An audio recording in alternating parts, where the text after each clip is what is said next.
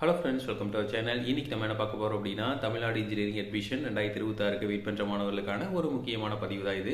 அதாவது 2026 கவுன்சிலிங் வந்து இப்போ சீக்கிரமாக வந்து ஸ்டார்ட் ஆக போகுது. மே செகண்ட் வீக்கில் ஸ்டார்ட் ஆகும்னு சொல்லியிருக்காங்க.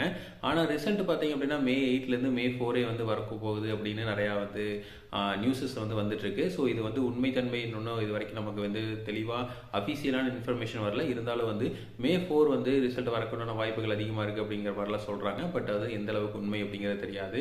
ஏன்னா நமக்கு வந்து மேல வந்து நமக்கு எலெக்ஷன் ரிசல்ட்ஸ் வரப்போகுது. ஸோ அதுக்கு முன்னாடியே வரும் அப்படிங்கிற மாதிரி சொல்கிறாங்க.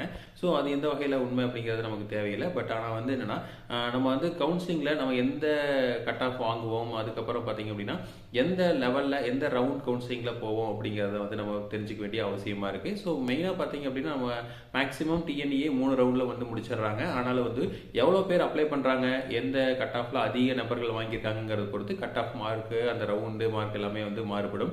ஸோ லாஸ்ட் இயர் 2025 எடுத்துக்கிட்டீங்க அப்படின்னா டிஎன்இஏ 2025 எடுத்துக்கிட்டீங்க அப்படின்னா ஃபர்ஸ்ட் ரவுண்டில் வந்து ஒரு 40,000 பேரும், செகண்ட் ரவுண்டில் வந்து 1,00,000 பேரும், தேர்ட் ரவுண்டில் வந்து 1,00,000 பேரும் வந்து பார்ட்டிசிபேட் பண்ணாங்க.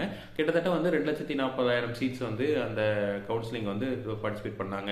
ஸோ இதில் வந்து பார்த்தீங்க அப்படின்னா நமக்கு வந்து ஃபர்ஸ்ட் ரவுண்ட் கவுன்சிலிங் வந்து 200லேருந்து 180 வரைக்கும் நடந்தது. செகண்ட் ரவுண்ட் கவுன்சிலிங் வந்து 179லேருந்து 143 வரைக்கும் இருந்தது. அடுத்தது வந்து ரிமைனிங் இருக்கிற எல்லாருமே எபோவ் 75 இருக்கிற எல்லாருமே வந்து அந்த கவுன்சிலிங் வந்து அட்டன் பண்ணாங்க. ஸோ இதுதான் வந்து 3 ரவுண்டாக வந்து நடந்தது. பட் இந்த டைம் பார்த்தீங்க அப்படின்னா எத்தனை பேர் வந்து கவுன்சிலிங்கில் எந்த அளவுக்கு, அதாவது ரிசல்ட்டில் எந்த அளவுக்கு வந்து கட் ஆஃப் மார்க் வாங்குறாங்க அப்படிங்கிறத பொறுத்து சேஞ்சஸாக இருக்கும். பெருசாக சேஞ்சஸ் இருக்காது. 200 to 180, 180 to 179 to 140, 140 to 70, இந்த ரேஞ்ச் 75 இந்த ரேஞ்சில் தான் வந்து இருக்கும்.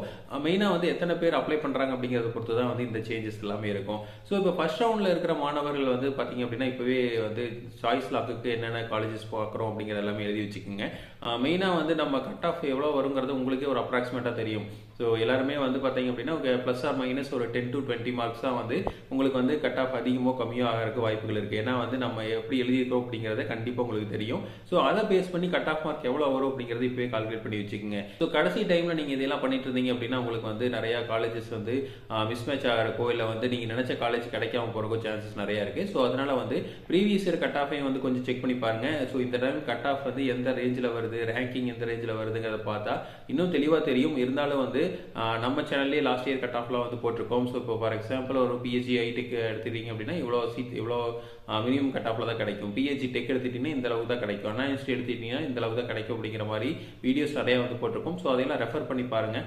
ஸோ பார்த்துட்டு நமக்கு வந்து இப்போ ஃபார் எக்ஸாம்பிள் ஒரு 180 கட் ஆஃப் வாங்குவீங்க அப்படின்னா ஒரு டயர் 1 காலேஜஸில் என்னென்ன கோர்சஸ்லாம் கிடைக்கும்.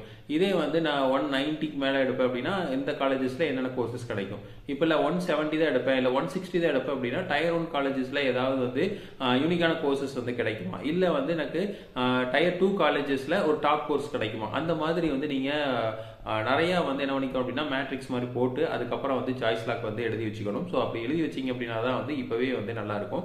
ரெண்டாவது பார்த்தீங்க அப்படின்னா விரைவான மார்க் தான் வாங்குவேன் அப்படிங்கிறவங்க இப்போவே வந்து காலேஜஸ் போய் பாருங்கள். மிடில் லெவலில் இருக்கிற காலேஜஸே வந்து நல்லா பர்ஃபார்ம் பண்ணிட்டு இருக்காங்க. ஸோ அந்த மாதிரி காலேஜஸோட நீங்கள் ஜாயின் பண்ணலாம். ஸோ அதனால வந்து இப்போவே வந்து காலேஜஸ் சூஸ் பண்ணுறது வந்து ரொம்ப முக்கியமான ஒன்று. ஸோ ரெகுலர் அப்டேட்ஸ் வந்து நாங்கள் கொடுத்துட்டே இருக்கோம். ஸோ எந்த மாதிரி காலேஜஸ் எந்த கோர்சஸ் எடுக்கலாம் அப்படிங்கிறத பற்றி ரெகுலர் அப்டேட்ஸ் நம்ம சேனலில் வந்துட்டு இருக்கோம். ஸோ இதே மாதிரி இன்ஃபர்மேஷன் உங்களுக்கு தொடர்ந்து வேணும் அப்படின்னு எங்கள் சேனல் சப்ஸ்கிரைப் பண்ணுங்கள். தேங்க்யூ.